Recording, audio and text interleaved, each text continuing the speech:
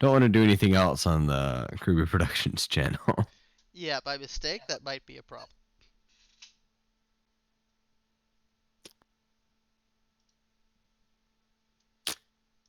I keep getting like a random subscriber increases for no reason. Do you? Do you now? 'Cause we're live! Oh, hey, that's pretty great.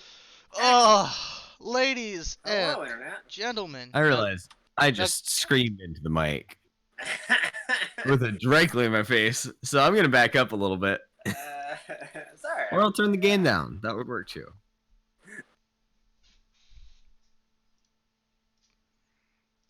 Ian? We're giving it a sec for other people to get in, 'cause Are we? Well, I mean, yeah. either way, we should keep talking. Yeah. While we do. So We're allowed to talk? Is that what we do? Shouldn't just no talking be is allowed. quiet. Only Burton. No, no. Oh shit. Okay. You are only allowed to talk about how Brian has become an infernal. Oh, Right. yep. Brian is That's why I'm gone. here. He is an infernal. Rip Yeah. Brian. Ooh, we need to make an announcement. Shoot. Like what kind of announcement? Oh, you made the announcement. Hey, never mind. That's what I was doing, Cole. Oh my god. That's well, what I said. holy Kim. crap! We have 22 people watching. Wow. I didn't know people. Ooh, loved I Cole love so the much. overlay. I love you, Brian, and both spaces just blacked out. Oh, that's so funny. Okay. It seems that everybody who's going to be here to, throw stuff at us is here now. Okay. So, Kay, you did a wonderful job with the overlay. yes, Thank you. Kay. You're a treasure. You know that.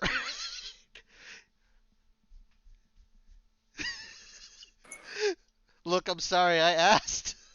Okay, you didn't get back, so I had to improvise. Okay. Now that we're all here, it should be quite obvious that we are down 2 people. Unfortunately, Bo and Brian are both dead. Brian became an infernal, and the Fire Force is on its way. And we should be expecting to hear that they've been put to rest shortly. Oh my god. You know, there are some things maybe you shouldn't joke about on the internet, Ian. People take things kind of literally sometimes. Do they? Do they? I'm new at this. I'm serving 2 roles. I am both the comic relief, as is Cold, and I am also trying to hold myself together because I'm also having to moderate today. Indeed. Indeed, you are. Sugar Yeah, Rush you're asking a how man Bo of many died. hats. Fire hats. Yeah. Even. So Sugar Rush asked, how did Bo die? Well, she was caught in the crossfire. I'm sorry. No, Bo also went infernal at the same time. Oh, did she? That's a tragedy. Spoilers. That'll happen in the show later. Like 2 people just like different infernals at the same time. Like. So, Sure, You know, we should probably introduce ourselves. Yeah, we probably should. How Hi. many minutes in are we? We are less than 5 minutes in, and we're already off the rails. So, Oh, yeah. Hi, I'm Ian. Oh, right. Hi, I'm Nice. Cole. Oh no, Cole. And wow, you then both I'm went the at other once. guy. Yeah, Yep, and hi. The yep. other guy's Forrest. And Ladies I'm and Cole. gentlemen, welcome to our He's Fire Cole. Force podcast. If we could just get ourselves on track, we'll just be fine. The show So, begins with a talk about the You know, I here real What? quick. I think What? before getting into how the show begins, What? we should go ahead and start with our first impressions of it. should we? I think that would be a little more relevant. Our first impressions. All right, Cole. If you want to derail us even further, feel free. Well, I don't think that's derailing. I think it's good to talk about what the show is about and what we like about it. Yeah, let's do it. Let's keep it short though. Let's keep like your first impressions, your general, what you like about it. So, real quick, I think this show is really interesting. There's a lot of concepts that are covered in it, like mortality and Fire. Well, and fire. But like honestly, the part that interests me the most is the fact that there's this looming threat over people that, oh God, I could die any second now from spontaneous combustion, and there is literally nothing I can do about it. Yeah. Talk about existential dread. right? Like, it's something that I relate to on a personal level for reasons I'd rather not divulge to the public. But it. Oh, hey, look, it's the black bars are still there. Hey. Nothing Anyway. happened. Nothing was wrong. So freaking, it's this kind of like battle, not really battle, but like it feels very somber. It's not this kind of like happy show, right? It covers a very serious topic, and it does a good job of doing the seriousness of that topic justice. Yes, it does. I agree with you there. There's initially when I saw Fire Force, it's like, oh, this is going to be the action show of the season. It's going to be ball busting. It's going to have all the animation budget you will need, especially after I saw the It does promotion have of it. all of that. Let's Oh be honest yeah, here. but I thought it was just going to be that because that's usually what these shows have. It's like, cool, we have action, but the plot is a little loose. Boy, am I wrong. Shadow Hinata, thank you so much for the $2. Yeah, thank you, Shadow Hinata. But it turns out, for those of you who don't know, this is also a story written by the creator of Soul Eater. So there's plot here, and quite a lot of it. Oh yeah, they do a lot of expositional dumps in this show, where they're just like, and here's some information.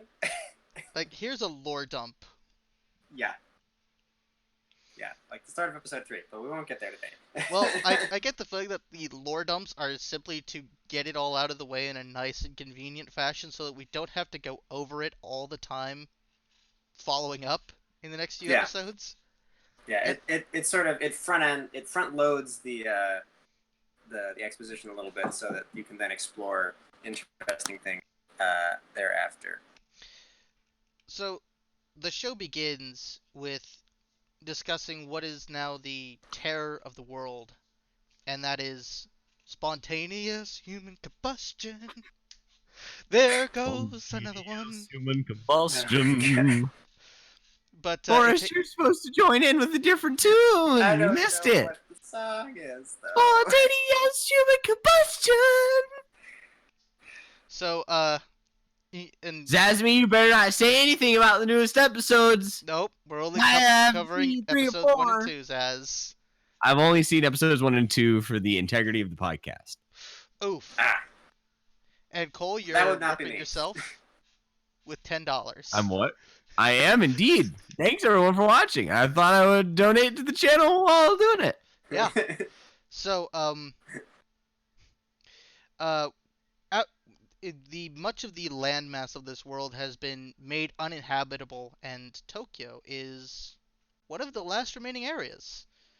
And in this area, there is a singular kid with red eyes at a train station. And as the train is coming in, there's an infernal who appears, and everybody comes out screaming and running as this infernal is coming out, covered in fire and black ashes skin, and he's coming out causing destruction, and who should come to the rescue but the Special Fire Force 8th Company. And it does make me wonder, just because, like, this, they're dealing with this every day, right? People just, like, spontaneously combust, right? That's just a thing that happens now. So, like, I imagine that most things in this city are fireproof, or at least fire resistant, like just the way they built you them. would think. I would think that, because you notice there's a lot of metal. Like they have this kind of like steampunk aesthetic kind of going on, with just like random pipes everywhere, and everything's brass and green and yellow, and it's a very specific architectural style that they're going for. But a lot of it's just metal everywhere, because metal, doesn't catch fire. Like No, it doesn't. But like this is just one of those things. Like this whole train scene was like, oh yeah, just a regular day, and then this guy just catches fire. But that too is just part of daily life now. Yeah, it's just a thing. The fire force is there. They arrive on the scene. You don't really see any of the other people, but I imagine that there's just like people ushering them off the back of the train and just like, all right, come on guys, come on, nothing to see here, just another infernal, back to your day jobs. Actually, we'll get back to that in a moment, as there are people out there. It's the regular fire department. So The special fire force begins saying a prayer, or rather the sister begins saying a prayer, as one of the members charges in with the support of another and drives a pile driver through the heart of what was formerly a person. Yep. They started What off on was a pretty formerly dark note, actually. That's kind of one of the reasons I like the show, actually, is that it has that very, like, it's dealing with some heady stuff.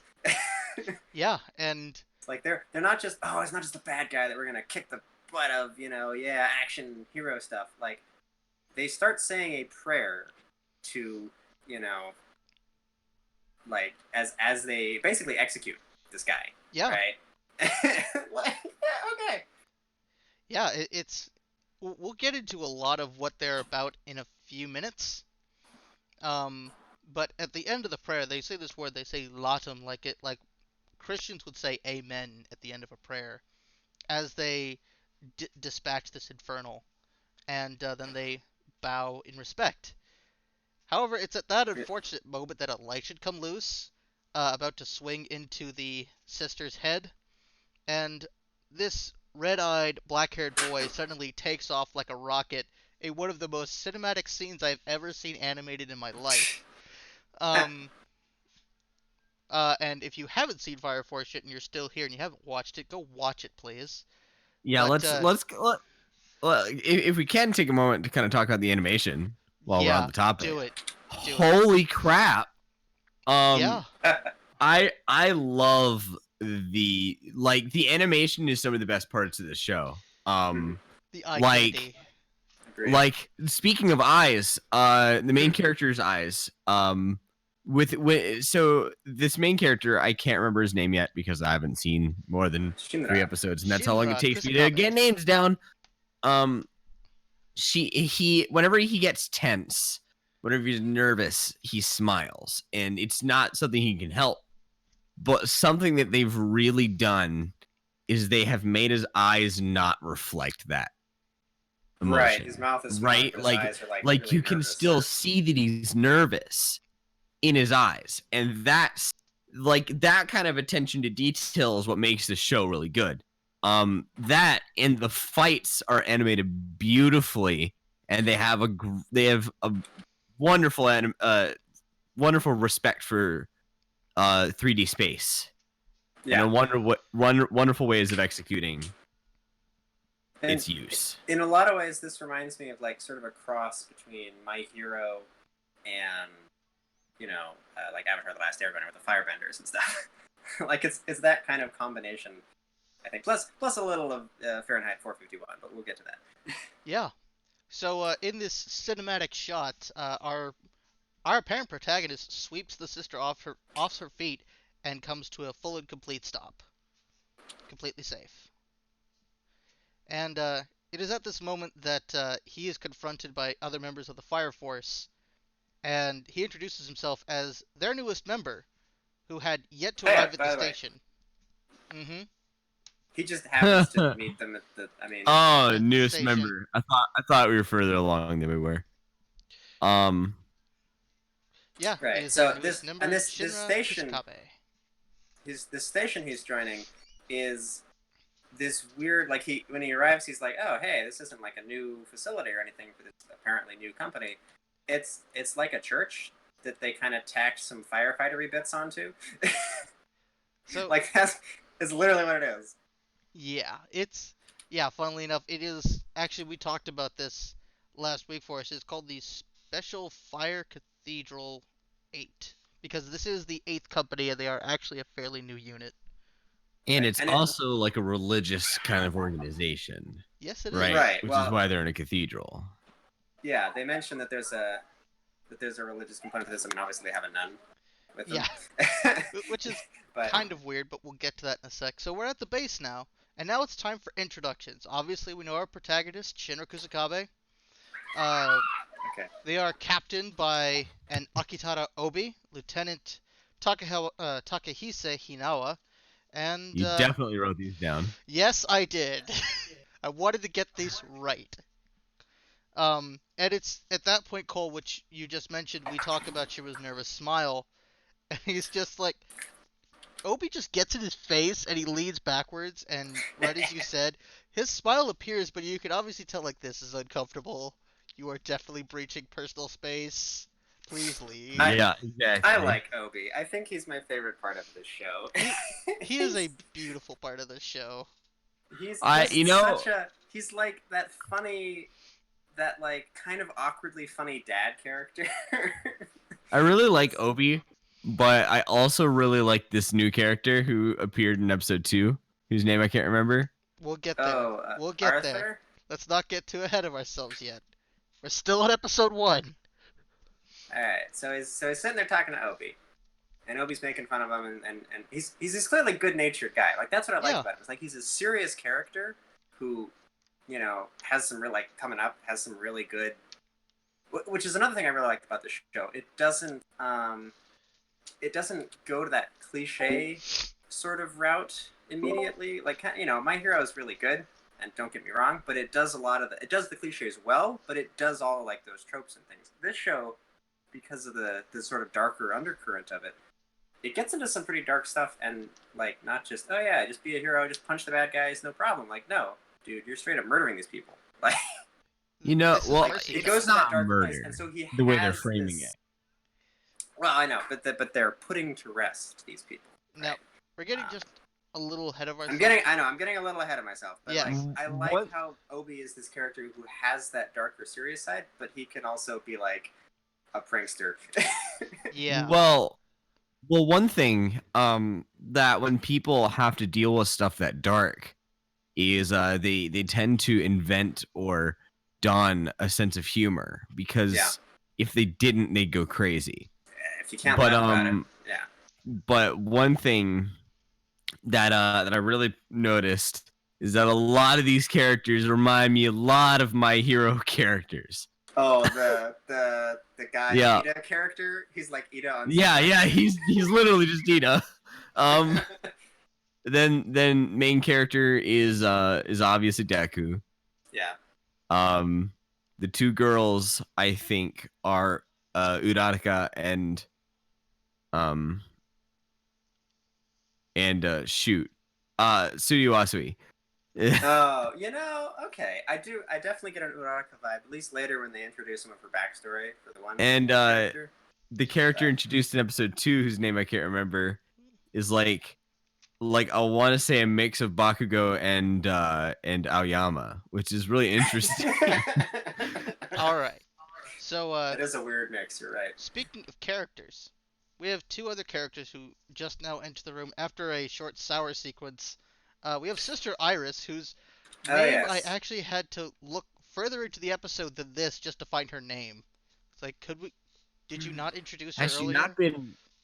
Really? No, her name isn't in anything we can see until they're suiting up for later in the episode. And Yeah. then we have Maki, who is talking about romantic stuff in the shower, and Iris makes a comment later on that she's so cool because I think God put girly stuff where where her brain was supposed to be. No, yeah. yeah. I think This. what she meant is like her brain had walked off to somewhere girly.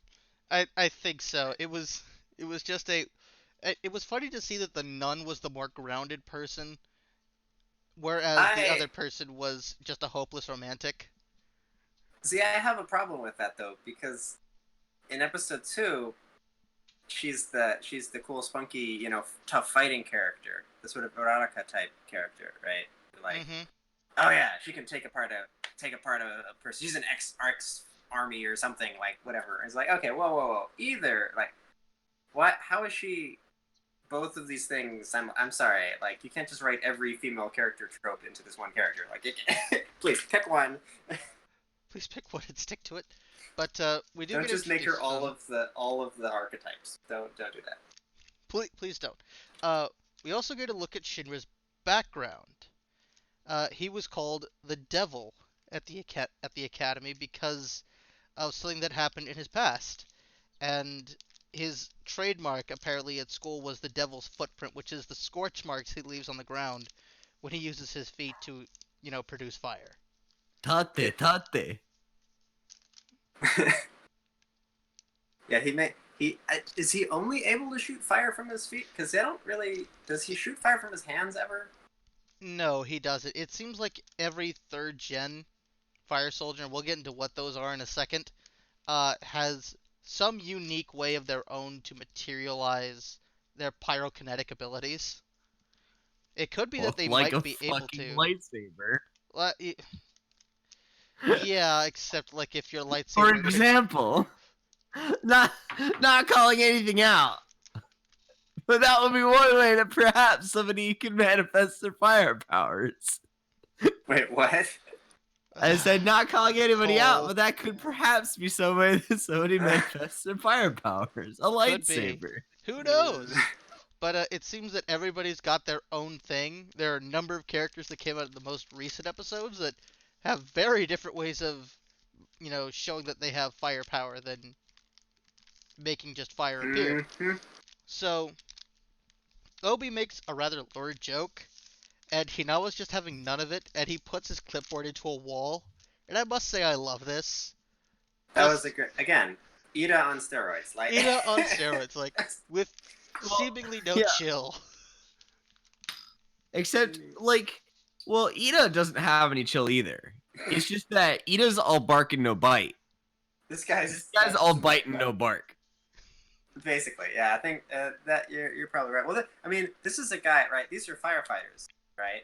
Like, this guy goes to put out flaming fire people with gun. Like, he didn't bring water. He didn't bring fire. He brings guns to fight fire. Because you know what's really going to kill an infernal? Bullets. I mean, maybe he's just gonna fill the air with so much lead it puts the fire out because there's not enough oxygen. Like, maybe that's his plan. I don't know. Replace oxygen with lead. Yes, what is this, Full Metal Alchemist? Maybe? I don't know. What I will say is, I think one of the themes of this show is fighting fire with fire. Well, yeah. Yeah, they don't fight fire with water. Not only literally expressed, but it's also like a theme. Like where what's his face? Main character dude whose name I can't remember. Shinra. Where Shinra, he's accused of using fire to kill his parents. He uses fire to prove that he's a hero, right? Yes, he is. And I think we'll see more of that as it goes on. But I do like that as a theme, because it's both literal and they can weave it into the story. Mm-hmm. So yeah, this show has a lot of references. Like, it has a lot of literal, oh, that thing is on fire. This thing is a fire. They use fire. But then it has a lot of fire-related references and puns too. Yeah. So just to move on a little bit and just to put a little reference for it for the rest of the show, Obi says in a totally exposition manner, the goal of the Special Fire Force is to put Infernals to rest and save their souls, and to find out the mystery of spontaneous human combustion. There goes another one. Human combustion. Yeah, that's what he's doing. So they have two goals. Combustion. Mm-hmm. They're gonna add a third one, but they have at the moment two stated objectives for the squad. And it is about this time the alarm goes off. There's an Infernal. They gotta go. And our team, shortly after this conversation, puts on their fire suits and leaves. And it's at this point that we get to figure out how some of these people are designated. Like, Obi and the sister are designated as unpowered. Hinawa and Maki are considered second generation fire soldiers. And good old Shinra is considered a third generation. And we'll get to that later because we don't know what that means yet. Yeah, I'm still not sure what that means. I do, because they kind of explain it, so I'll explain it later. But they get in there. They explain it, but they don't really explain.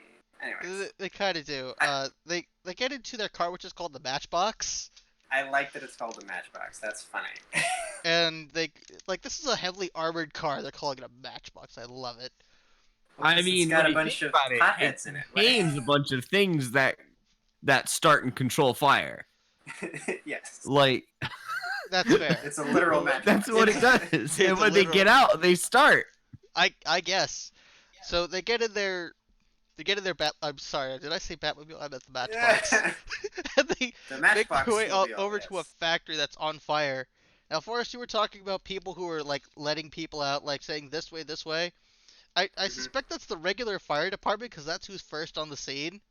Yeah, we see regular firefighters, and I want to say there's this weird greenish glow to that whole scene that they mentioned. Literally, one of the first things they mentioned is something about the Amaterasu something or other, which is apparently like that's what's powering the city. Basically, it's like it's some sort of thermonuclear something or other. Maybe that's what started spontaneous human combustion. We don't know. Yeah, maybe. Spontaneous Well, we don't human know. combustion. But We you'll have to notice there's a see it lot on of a like green computer. lights everywhere. So, one of the big things is that there's this man who's like praying to the fire force, like, please save my wife. That's my wife in there. Please put her to rest. And this puts us into first contact with how intimate these affairs are. This is not just relief for the person who has now become a monstrous, pyrokinetic being that is consuming everything in sight, but this also means something to the family members involved who knew that person or what was formerly a person. Yeah. It's also we also get a lot of backstory on Shinra at this point. Right? We do. We've got like flashbacks all throughout the scene of him as a kid, playing in the park with his mom, Yeah. fire and stuff. It's interesting to note his mom also has spiky teeth. Like I guess that's just a genetic thing. I guess it's to show that I actually like that because sometimes a character will just have this feature that has nothing to do with the rest of their family. Like right. you are some Like, unique spawn. Like whatever genetic manipulation made your hair go that way, I feel sorry for you. right. Unless, Well, unless he I murdered didn't have shampoo. protagonist hair. He has protagonist eyes. Yes, he does, and teeth, as it would happen. And teeth, yeah. So it's nice to show that it did just. Oh, you're the protagonist, so you get a better character design than everybody else does. yeah. Well, I like that because like that spiky teeth thing makes him look really evil when he grins, right? But then, Yeah, like, I know. Oh no, it's just like he just has spiky teeth. It's not his fault. His mom it- had spiky teeth. Like it kind of reminds me of Monogatari. Oh yeah, I think I know what you mean. I don't know what you mean. I do. Um, The So- anime watchers will. yes, the true anime fans will know. Forrest, join us. Join us. Forrest. Only you're on the true dark side. anime fans will get these jokes. You'll lose your pants at number 6. But yeah, the Fire Force goes in, and it's about at this point where those flashbacks start to come to a head, and Shino's like freezing up. He is supposed to be a hero, and he is freezing up on his first mission. Like, wow, you're I mean, supposed he's to be a having some hero. flashbacks about a big fire, and Yeah, he's he in a is. big fire, so He is flashing back to that the fire that PTSD. killed his mother and his little brother. And that is completely understandable. But he freezes up, and the entire team has to stop and make sure that he is doing okay and remind him. Now, let me see if I can find the words here. These blue rings are the ties that bind us together. And that's because their fire outfits glow. Yeah, because their fire outfits have these nice blue rings on them. That's some really nice character design. It's And pretty cool. I mean, especially like if you are in a big fiery thing, you want to be visible. yes, right? you want to do. be able to see where your buddies are in this inferno that you're diving into. So Especially having some glowy bits that are a different color on your body might like be a way to even through all the smoke and everything see where your friends are. especially if you're fighting like an infernal former person who is now trying to kill you all. That's nice. And Yeah. Shinra reflects on this, and the last flashback we have before he uh, actually becomes what we would call a true anime protagonist is his mom tying the cape around his neck and saying, "Off you go." And then Shinra goes beast mode. Oh, well, there's one more important thing in that one of those flashbacks before Oh yeah, we get to that go point. ahead. Yeah, where he's like, they're showing him standing there with some firefighter or some fire force person, right? Yeah, Who, they're We'll talk about it in who post. we'll but get yeah. to later, I guess. Yeah, But he we'll get to also that next says week. that there was something else there. Not his mom, not his brother, and not him. Something else. And then this kind of weird, creepy, demonic face thing is on the screen, and then it goes away. So, like, if you thought this was gonna go, like, there's some weird stuff going on here with these infernals, and it's not just like people just started spontaneously. Like, there's something causing it. There is a cause, Right. and they must find the solution. But needless to say, Yeah, the cause is a person or a thing or some sort of demonic that he's met before. that he's met Is before. my point. Yeah. But our protagonist definitely does like find his courage and definitely delivers yet another cinematic shot of him using his fire powers, this time to actually put to rest the Infernal. Mm-hmm. I can just hear You Play Run being played over that scene. Yeah, it's gonna be done. It's gotta happen. Somebody will do it. Somebody. I'm not sure. Well, Who. why don't we? We'll post it. Look, Cole, I don't necessarily have any editing skills, so you're gonna have to handle that. Well, screw that. It's officially been assigned. I want it on my desk next week. Excuse me, you can't do that. Are you sure? Do you even have a desk? Yeah. I have a desk. I didn't say where. No, they don't call me department lead for nothing. Anyways, We'll talk about cool this action insubordination sequences. later.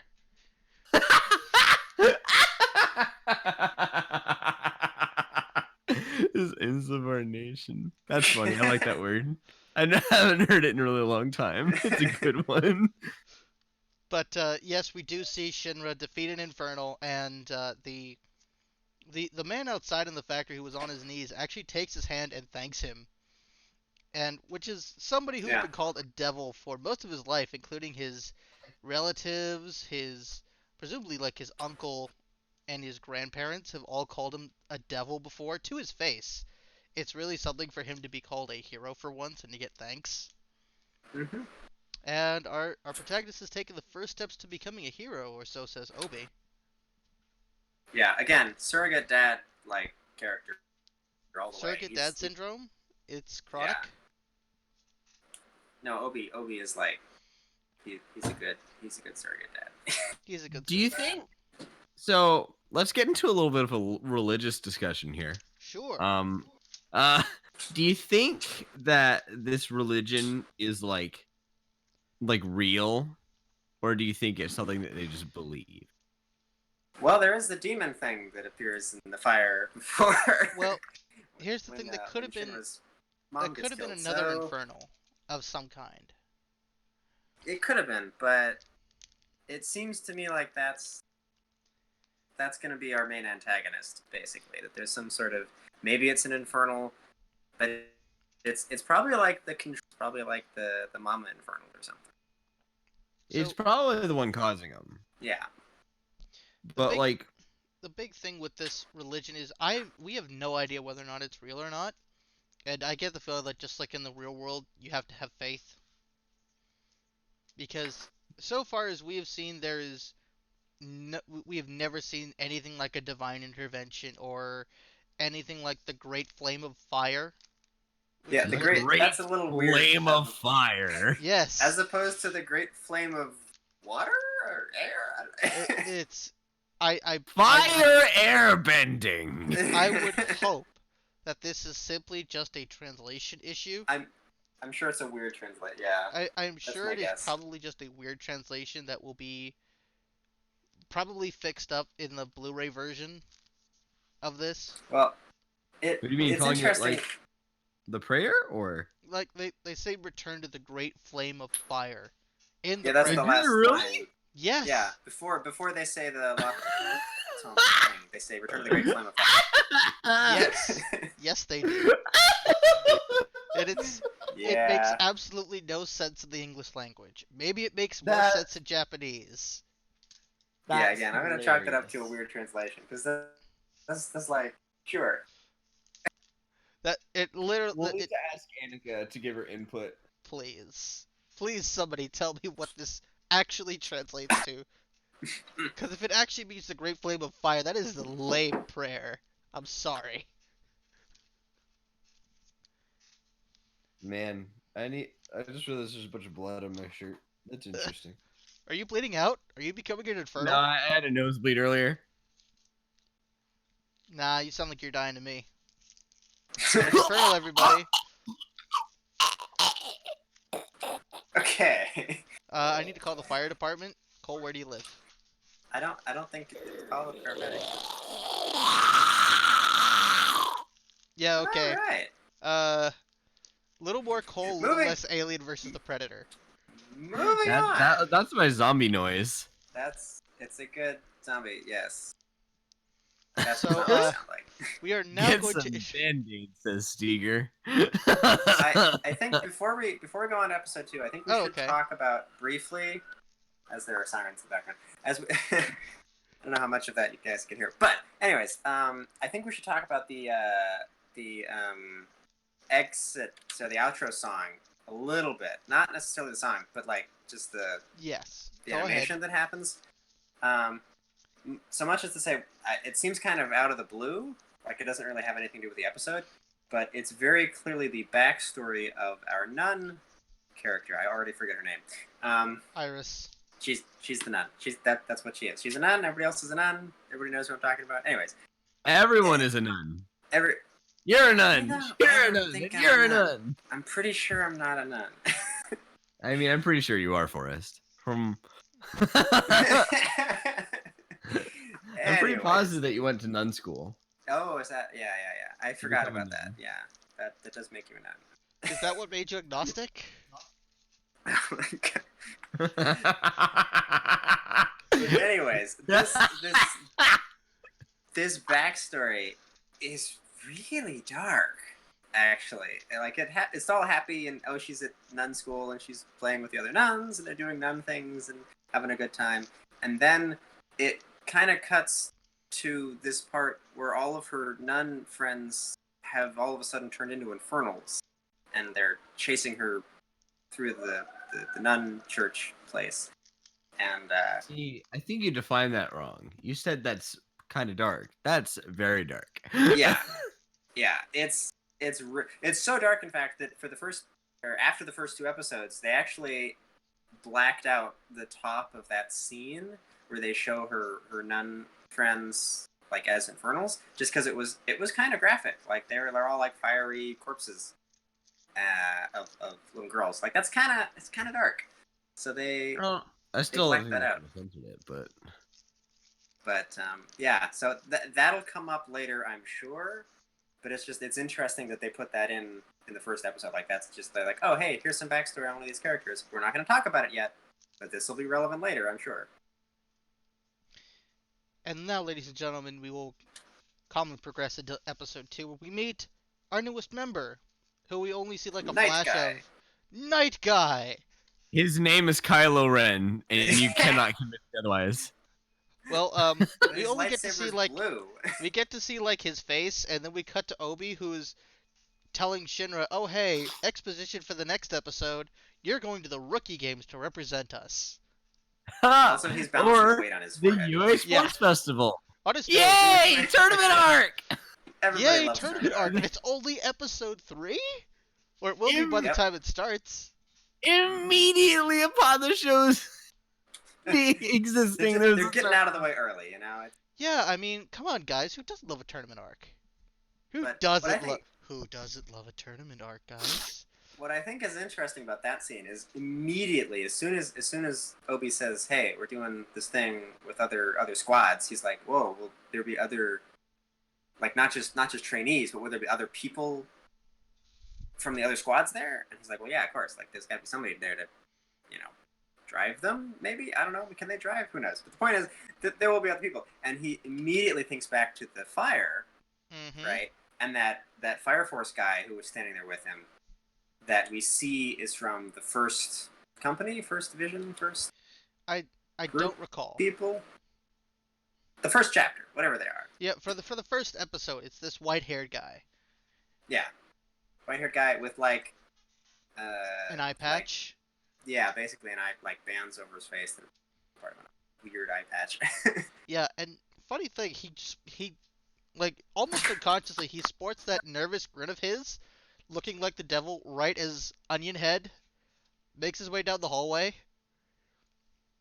And Onion Head?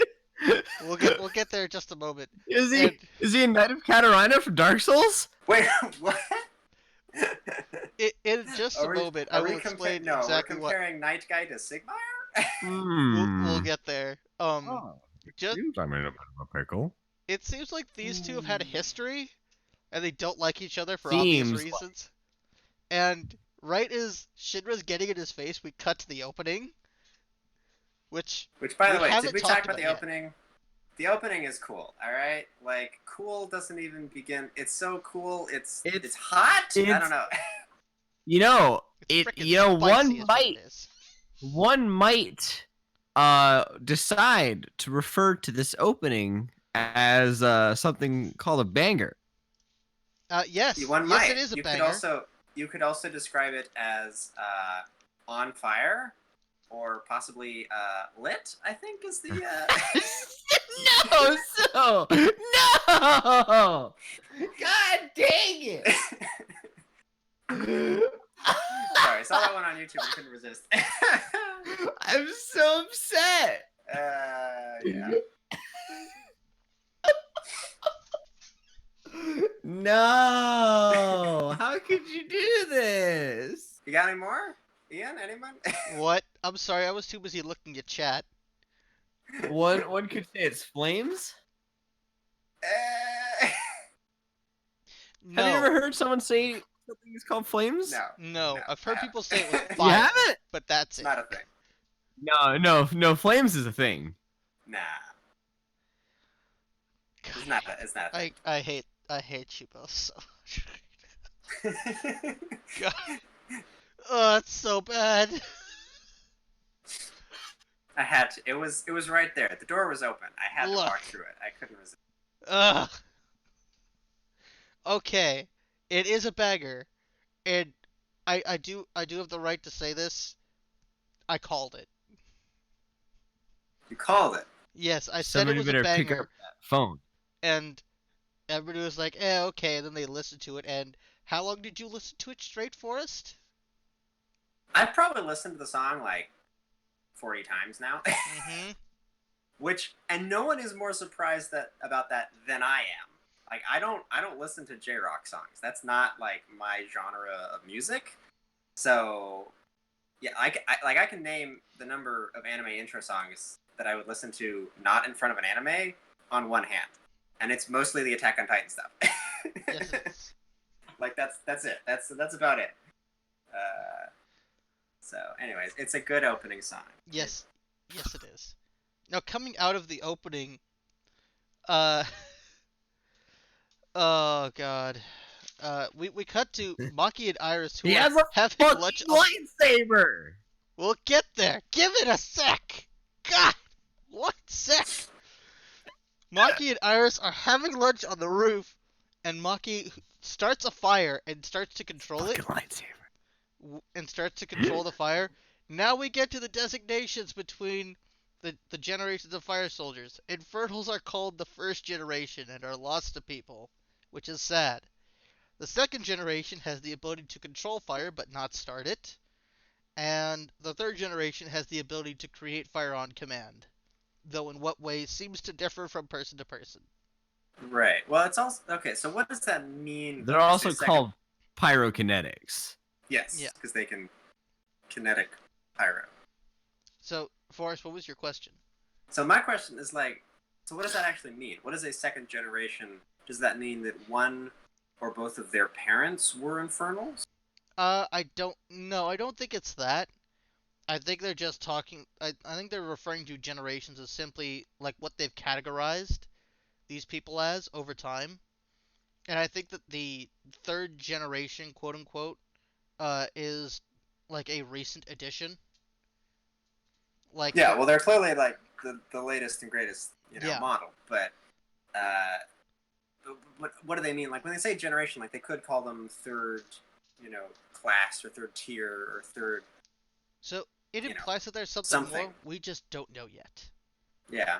We will 'Cause find it out seems- at some time. Or maybe it's called a generation because it's a kind of mutation. And that's what they call mutations, right? I don't know. Refer to them in generations. I mean, you might be like there's a difference. Like you're the biologist. You I'm know the better than bio I guy. do. I don't know that they specifically use the term generation. They might, because like the flu virus, right, changes every year, right? There's a different evolution. The flu virus every year that changes slightly from season to season. But I don't know that they call them generations though specifically. Well, I do know that generations is a term used in AI when they're learning. Mm. And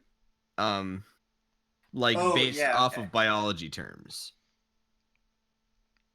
Honestly, yeah, well, like with like each generation is kind of you could say like if you're looking at a population of like for ecology stuff, right? Generation literally means like the next. It's typically easier in a lot of animals because they have breeding seasons, so like all of the offspring, of a certain season will all be about the same age because they're all born around the same time. Whereas with humans, it doesn't work so well. We don't really have a breeding season, but we do kind of. At all times, or the Super Bowl. Sorry. In any case, yeah. Or election time. hopefully we'll get into what second and third generation actually means. Yeah, it is about this time that Onion Head and Shinra burst in, and I say Onion Head because Shinra calls him that, and it kind of stuck. His real name is Arthur Boyle, and he calls himself a Night King.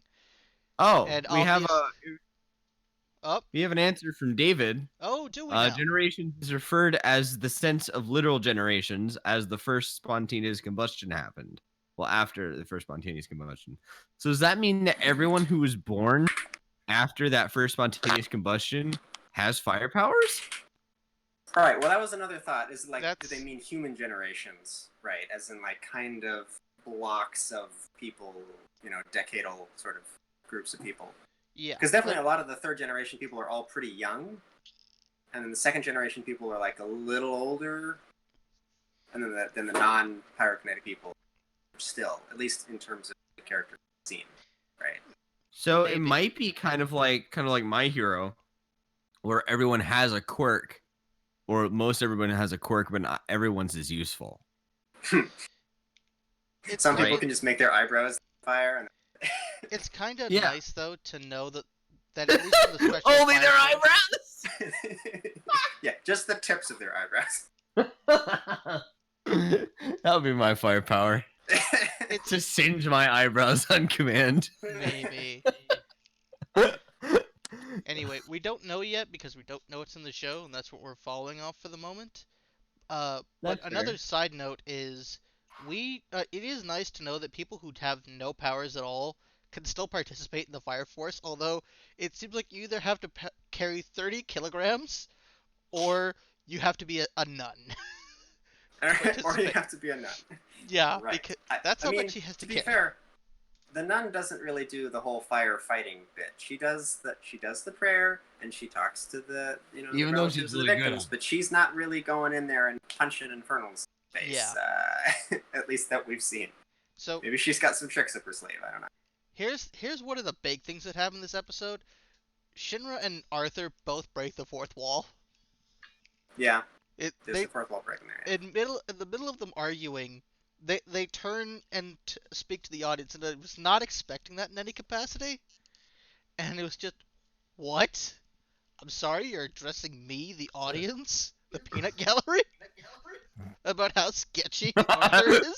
Peanut gallery.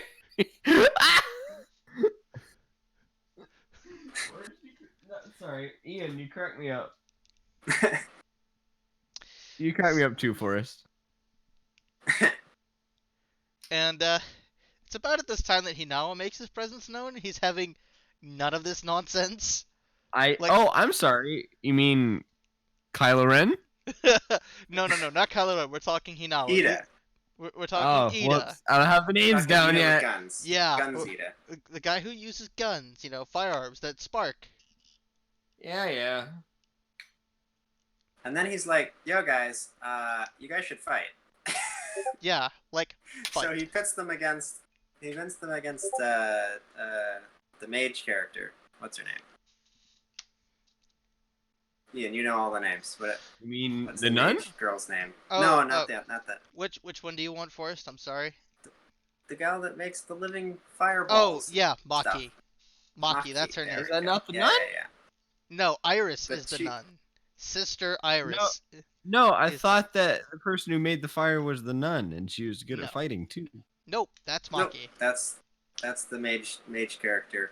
Yeah. Who apparently is also a soldier character and can beat up anybody just by looking at them. So here's She the has a thing. lot of character traits going on. Okay. So now we apparently now have a running theme of how these characters are because we have the Night King and Arthur, we have the Devil and Shinra, and apparently Maki is now the witch because of her fire powers, going even so far to have a witch's hat as her fire hat. Hang on, Mhm. you They're didn't basically- even point out he's got a freaking lightsaber. Oh yeah, What? he's a lightsaber too. Yes, his unique fire power is to be amplified through a hilt and make a lightsaber. And what does he call it? It's that X he can frickin' concentrate. caliber. I don't think the sword part is part of his power. It's just that that's how he uses it. Yeah, It's just it's how he amplified chooses to. through the handle, and it becomes X frickin' caliber. the Or, lightsaber. a lightsaber.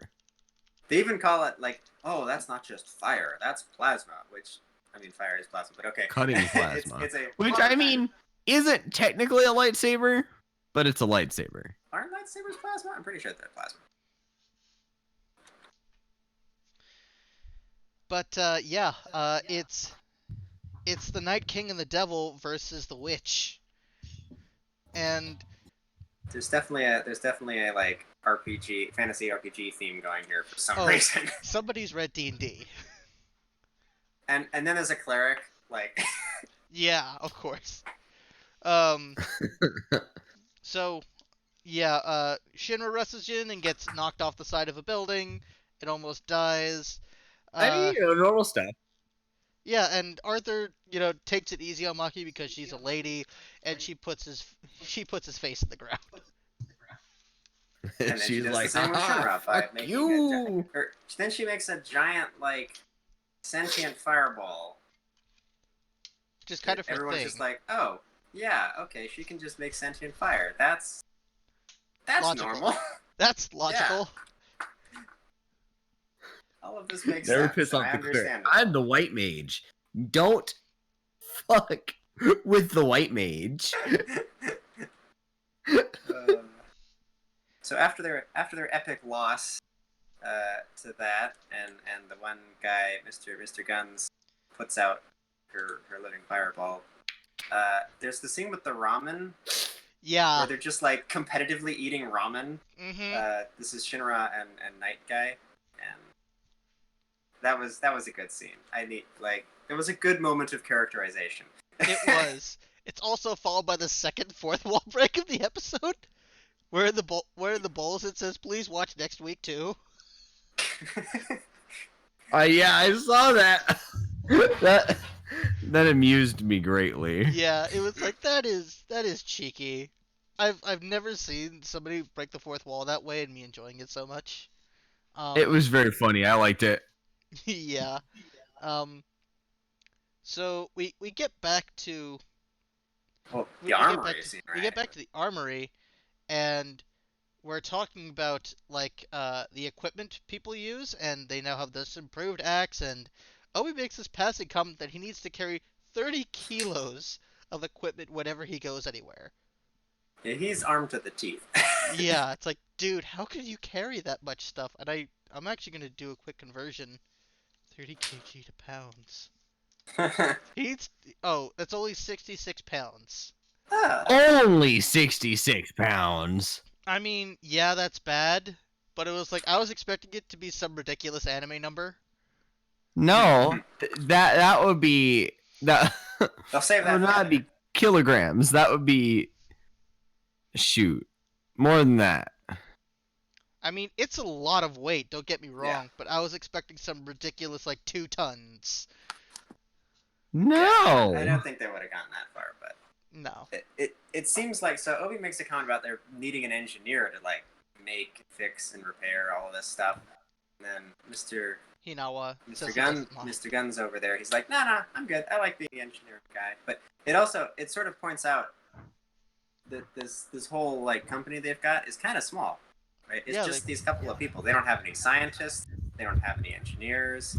Well, we're actually going to get to that in a later episode too.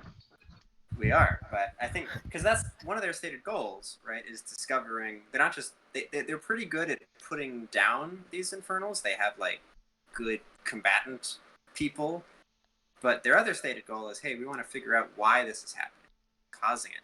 And they don't really have any sciencey characters to do the science stuff and figure that stuff out. So I'm kind of hoping that they'll add a science character in there at some point. But we'll see how that goes. I mean, we have Ida, but he's not quite up to the task. Not in this universe. I don't think he's gonna do the sciencey bit. I'm gonna call that guy Ida because I don't know his real name.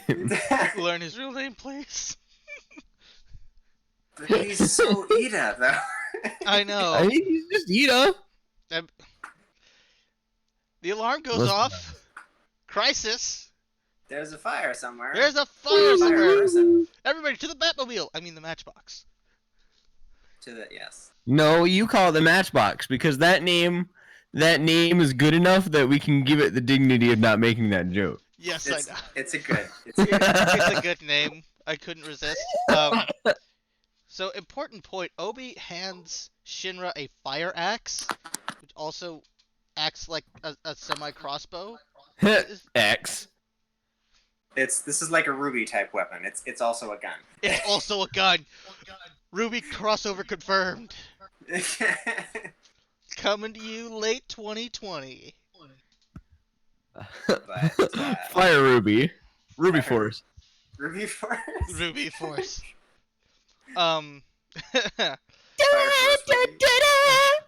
So, Obi makes a point: do not show your weapons in public. So what did Night Guy and Shinra immediately What do they immediately do? Draw their weapons like they're freaking gangsters. Like, well, Mr. why? Night Guy's like, I mean, this is, to be fair, it makes sense for them to want to draw their weapons before they go into a fight. well, right. Yeah. But Mr. Night Guy's excuse is like, but this is my sword. My soul lives in this sword. I can't. All right, buddy, calm down. It's just a stick. It's a wooden stick that you shoot plasma out of. It's. Yeah. No, like essentially what he was saying is, but it's my thing. Yeah. Yeah. It's my thing, though. And he gets to do his thing later. But for the moment, Obi needs to chew them both out because he says, look at the family member over there who's crying because her dad is on fire and her mother went up on flames 2 years ago. Because your dad is on fire. Like, when you say it like that, it sounds really funny to me. I don't know why. Yeah. And it's like, think of Trying the to have families. a serious moment here. We're think of the families. Like, we're about to go in and do what is actually murder. Well, because he says. I mean, not murder. Well, he basically because it's government sanctioned, so it's killing. Yeah, but they actually don't use that word. They don't use any word.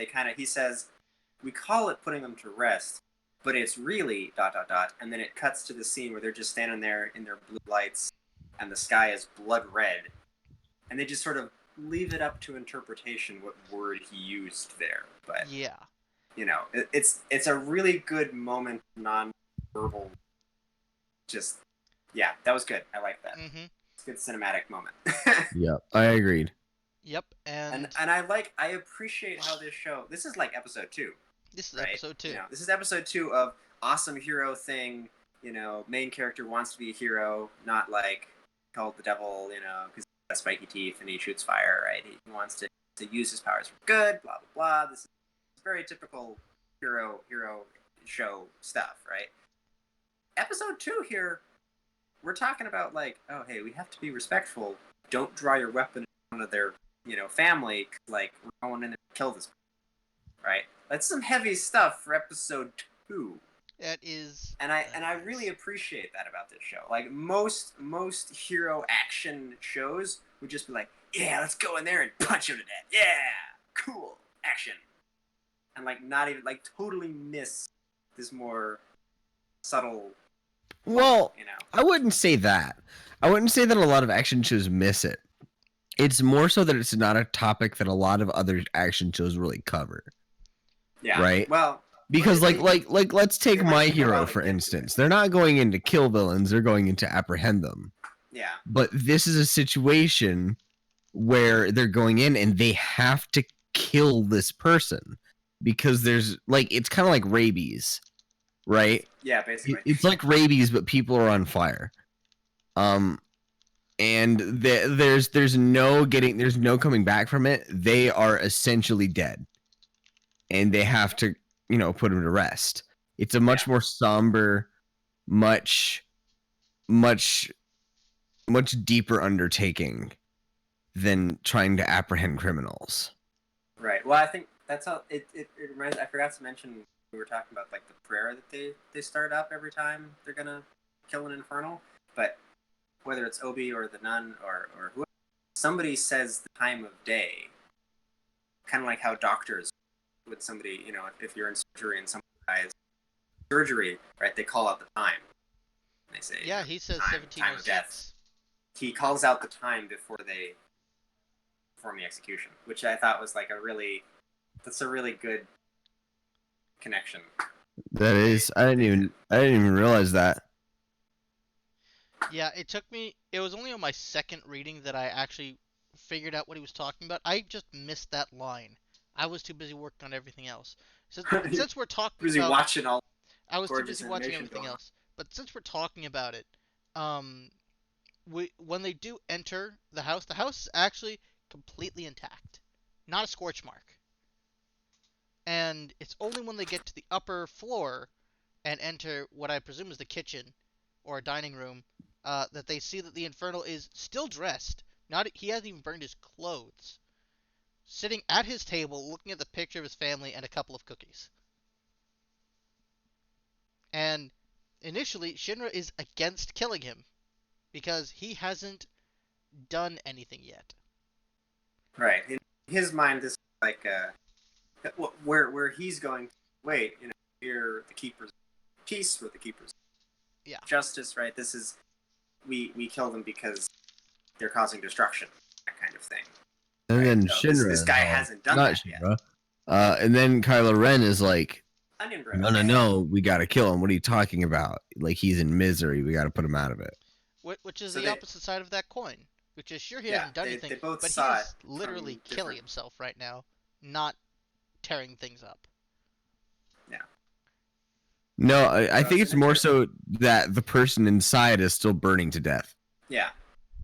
Yeah, that's what I think he's talking about. It's like the guy is sitting there just on fire. Right? Like, we gotta... And, like, that's gotta put him out of hurt. his misery kind of thing. And They both saw two different aspects of that scene. And it's nice that they have that dichotomy. It does show I'd also like to point out is that not a complete idiot, we missed something. Actually, we missed talking about the black powder.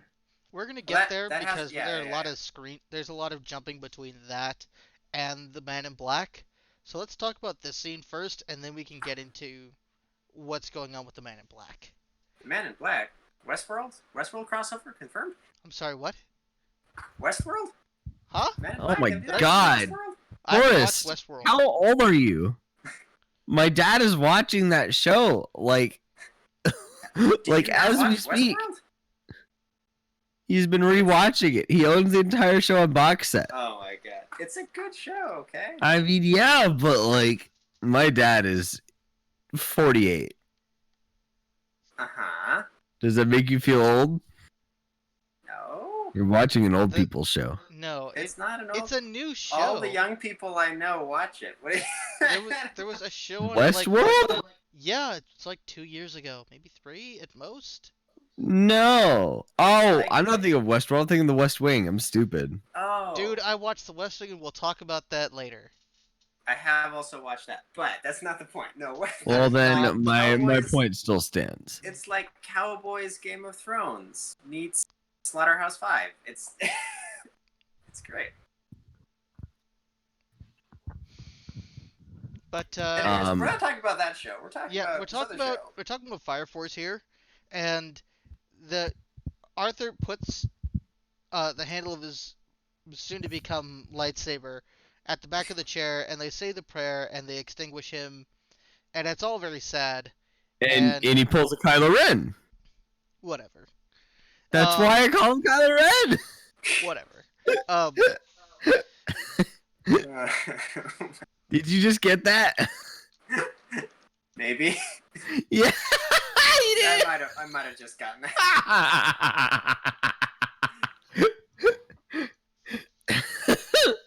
I have reasons for my jokes, and they're typically good ones. They're planned out. Ladies and gentlemen, we're approaching the hour mark, so let's see if we can close this up. We're getting close to the end. Let's wrap it up. Right as the team is about to exit the room, black powder starts to invade and starts causing explosions, and Obi makes the rush move to try and grab the family photo and gets trapped a little bit under some rubble. And he's just like, a little bit. Just a little bit, but he's a badass. He's fine. And I'm glad that we all know what black powder is. Yeah. And he's really irritated because he has recognized that there is some kind of sentient operation beyond this, or at least he believes there is, and he's really mad that somebody would disturb what is supposed to be a very private affair and a very sacred one. I mean, he should be. As he should be, but like even for most people, he takes it very personally. Yeah. And as they make their escape, he gives the picture to the only surviving member of this family, the daughter. Like for example, imagine if somebody imagine if you were getting baptized and somebody came in and just blew up the room. That would not be nice. That would be lame. Yeah. Like that's a really sacred thing. That's important to you. Yeah, and because he very clearly has this sense of honor and the sense of it is a very spiritual honor. It seems like it's like, you know, we're doing this for the benefit of society, we're doing it for the benefit of the victims, and we're doing it for the benefit of the people who are on fire and who turn into infernals, right? Like, don't disrespect that. And you know, some people, Obi mentioned this earlier, but we didn't quite touch on it. He mentioned that some people find glory in seeking out infernals in combat. Yeah, that there's like a caste or a secret order among the fire force or a cult, yeah, whatever you want to call it, or just people who like killing people. Yeah, where they're in it for the, you know, let's go kill some infernals. Like they found an excuse to be able to kill people, and they're taking advantage of it. Yep.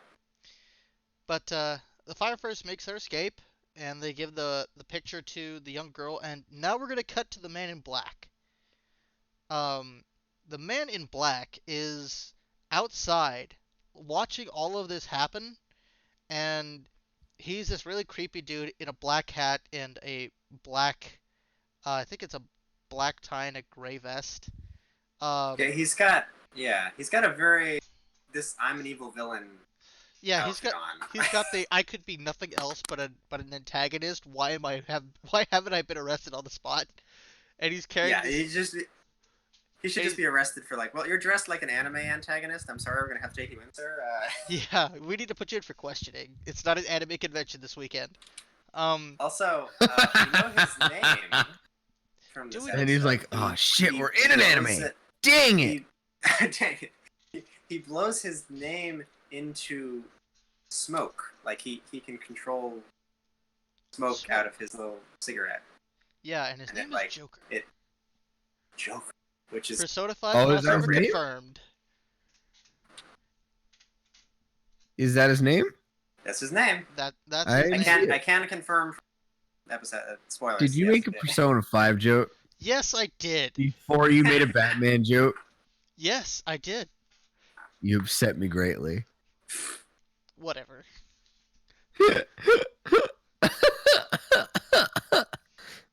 I don't know, man.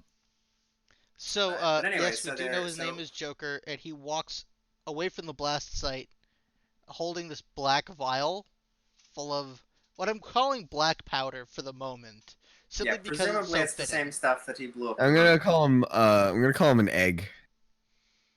What? Because he's a real yoker. Cole, Oh I swear to my. God, I had That was. So I had much to see worse. that coming, and I couldn't stop it. Dude, the headlight syndrome. Oh my god, are you okay? Okay, yeah, he really is an infernal in there. Yeah, I'm calling the fire department. Oh my god. But that is the end of episode 2. I don't know what to tell you, Basically. everybody, but we've got an infernal on the podcast. Yep, that's me. I'm just sitting here on fire. You know what? We should have a fireplace going in the background of the next podcast. You know what? We can talk about that later. What? Like just the noise of a fireplace. Some light crackling. Yep. One of those you'll find on YouTube. So, next week we'll be covering episodes 3 and 4, and after that episodes 5 and 6, and then, thank goodness, we'll be going to episodic, like 1 episode per podcast, thank goodness. So this won't be an hour and a half long. Yes. It's only going to get longer the more people are here, so hopefully when, whatever's happened to Brian and Bo's over, we can recruit some new members who are identical and sound just like them, and get them on the podcast so they can share their identical opinions.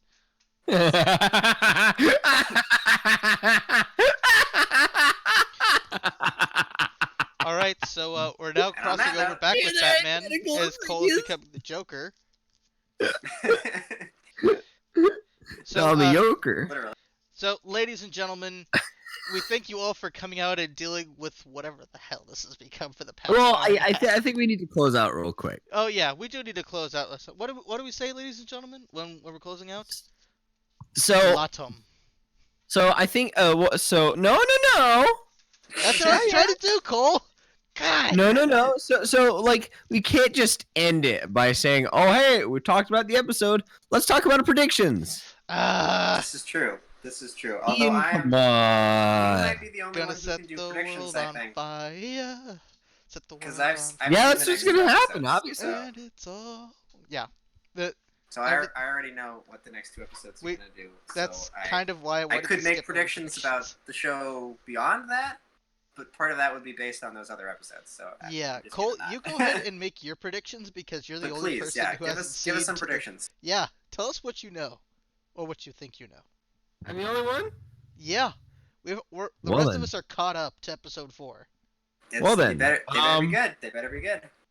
I guess I will say that that I really love so my thoughts about the show so far. I really love. I already talked about them earlier, touched upon them. I really love how the themes of the show are being expressed in these episodes, and the second episode is a really good example of that.